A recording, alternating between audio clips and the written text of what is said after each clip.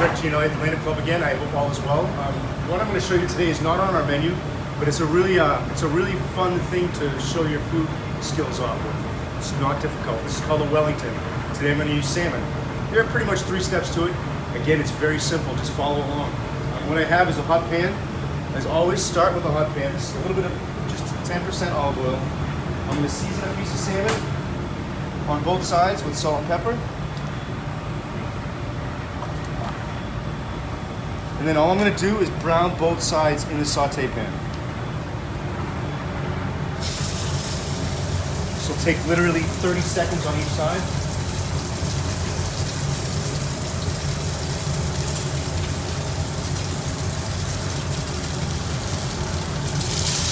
Very classically done. This is done with beef, some type of mushroom puree, mushroom duxelle. What I'm going to use today is a split pea ricotta filling that I have. Again, you can use anything you want. It's very simple. So I'm going to take my salmon. As I told you in the past, you don't want to try and move it until it releases on its own. And as you can see, this is already coming off the pan. I'm going to flip that over. I'm going to lightly brown this side.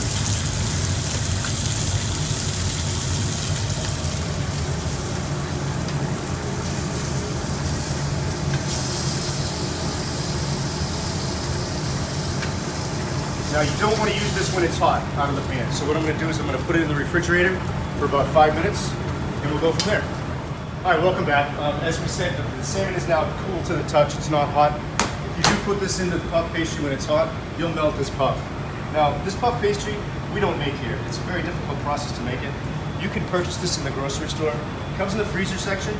The only thing I recommend you do is when you purchase it, you want to use it, you want to defrost in the refrigerator. If not, it'll become an absolute nightmare to try and work with. So you want to lightly flour the surface where you put this puff pastry on, or else it will stick. I'm going to turn this puff pastry out onto the flour.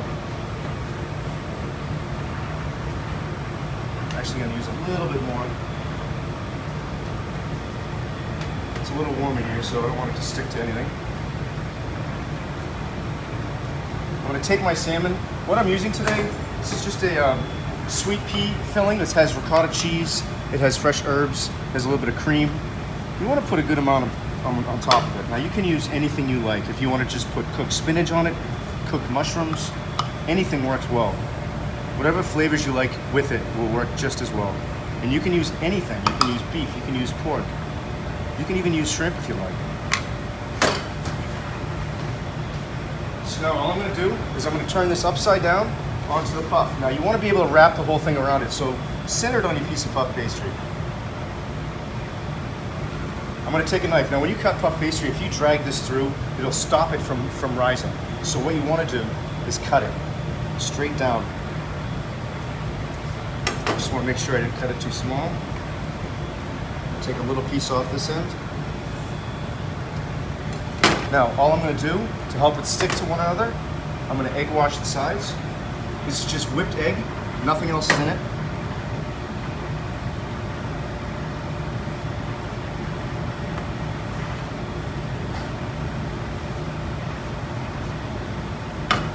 Now I'm just going to fold this on each other, like so, like so. I'm going to put a little bit of egg wash on the inside. I might even take a little bit of this off so it's not too heavy a puff.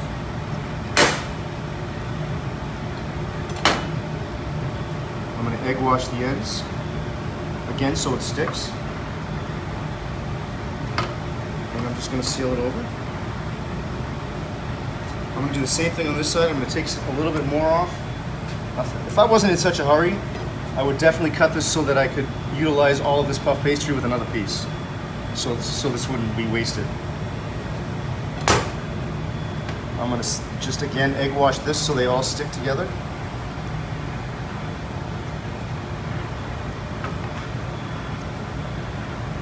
Seal it good. Now when you cook this, you're going to want to put egg wash on the top of it, so that it glistens and shines after it comes out of the oven. Just going to push it all together so it's nice and tight. I'm going to put a little egg wash on top.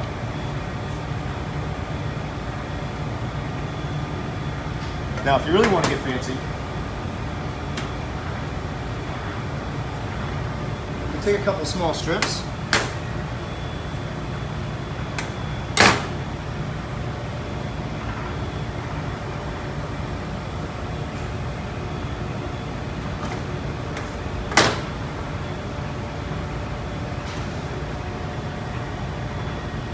And make yourself a little, you can put someone's name on it. You can do whatever you like with this.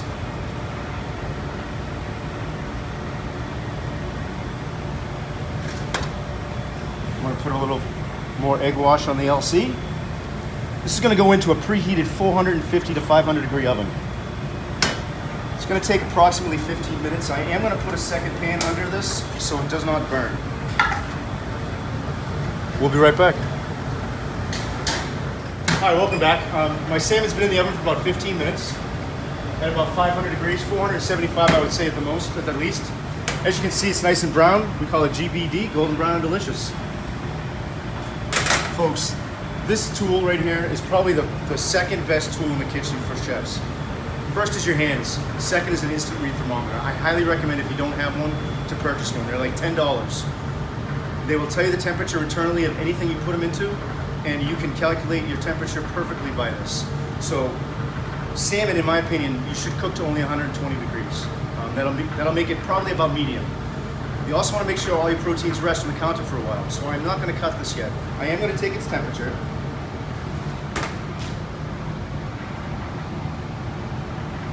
And it does read 120 degrees, 118 degrees. I'm going to take this off the platter. I'm going to put it on a plate, and I'm going to rest it in a warm place for about 5 minutes until I'm ready to eat it. As far as sauce goes with this, folks, anything works great. Any kind of pesto you wanted to use, a butter sauce. That's about all I got. Enjoy. Hope to see you soon.